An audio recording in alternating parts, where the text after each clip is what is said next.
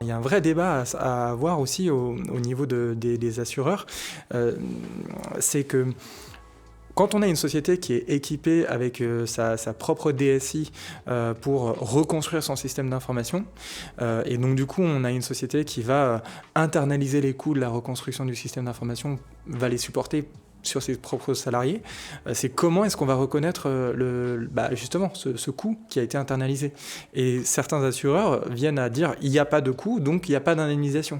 Et on arrive à la situation paradoxale qui est que si l'assuré aurait voulu avoir une indemnisation, il aurait dû externaliser le coût, c'est-à-dire faire x5 ou x10 le coût du sinistre.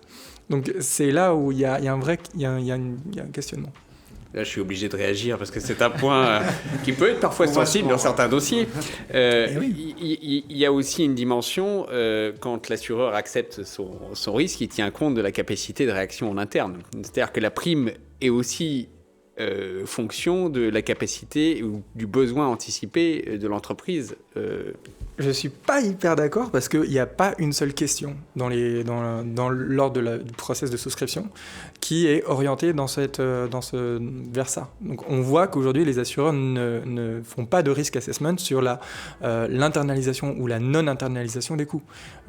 Il y a des cas assez iconiques sur le marché où on voit très clairement qu'aujourd'hui il y a un débat, ça va au litige entre l'assureur et l'assuré sur ce point-là particulièrement. David, tu voulais revenir sur les histoires d'internalisation. Oui, juste 2 points. Le premier, ça fait quand même écho complètement à ce qu'on disait tout à l'heure sur la préservation des preuves. De toute façon, quand vous faites ça de manière internalisée, c'est typiquement les pires dossiers parce qu'il n'y a aucune preuve ou très peu de preuves.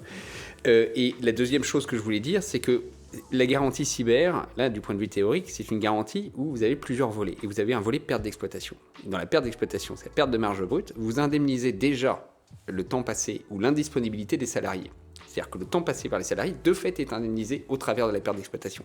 Et s'il y a un impact de la mobilisation des salariés sur la réponse à un incident, il va se traduire forcément sur votre capacité productive. Et comme ça sera indemnisé. Donc il y a quand même un débat que j'ouvre sur la double indemnisation. Alors après, il faut une analyse au cas par cas, et je pense qu'il y a une réponse à avoir, mais on ne peut pas se contenter d'avoir le texte et de se dire ça va être indemnisé sans se poser la question. Il faut, à mon avis, prévoir un régime spécifique et se poser la question. Parce qu'à la fin, vous avez, si on ouvre la porte à cette indemnisation-là, encore une fois, vous aurez des doubles indemnisations. Alors nous, ce qu'on peut constater en tant qu'expert, c'est qu'effectivement, d'une compagnie à une autre, on va avoir des approches qui peuvent être différentes sur l'appréciation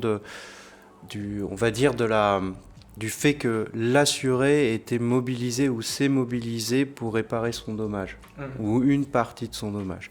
Peut-être Marc-Éric, tu veux intervenir sur ce point-là. Oui, alors, moi j'interviens sur des marchés où effectivement les capacités d'autoremédiation sont beaucoup plus limitées que sur le tien, bien sûr. Alors, ce qu'on constate quand même en 2022, on l'a vu très nettement, c'est que sur les sinistres ransomware latéralisés, de type Logbit, qu'on connaissait quand même pas beaucoup avant qu'on connaissait moins. Avant 2019, on les connaissait quasiment pas. Donc sur ces sinistres latéralisés, les remédiations se passent moins bien que sur les sinistres qu'on connaissait avant.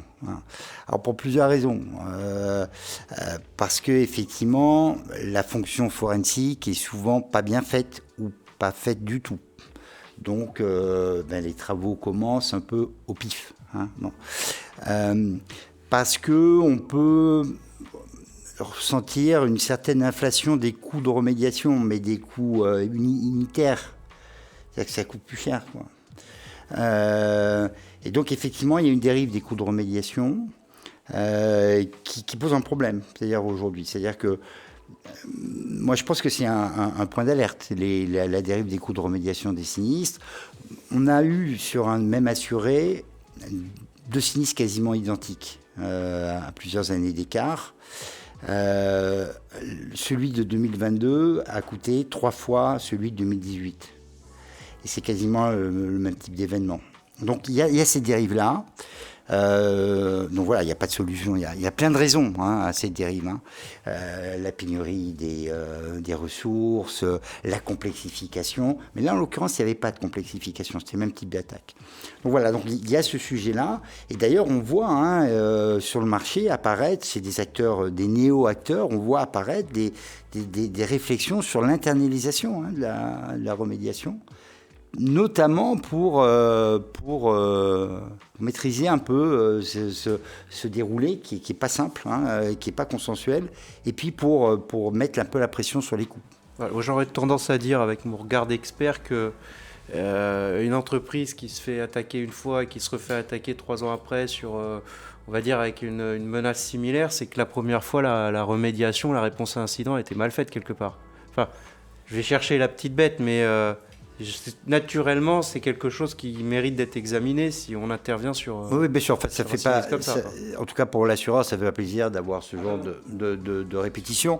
Mais en l'occurrence, c'est pas des sinistres très importants. Mais le point vraiment, c'est qu'en 2022, il coûte 3 fois plus ce qu'il a coûté en 2018. Mais ça, bon, c'est un point d'alerte.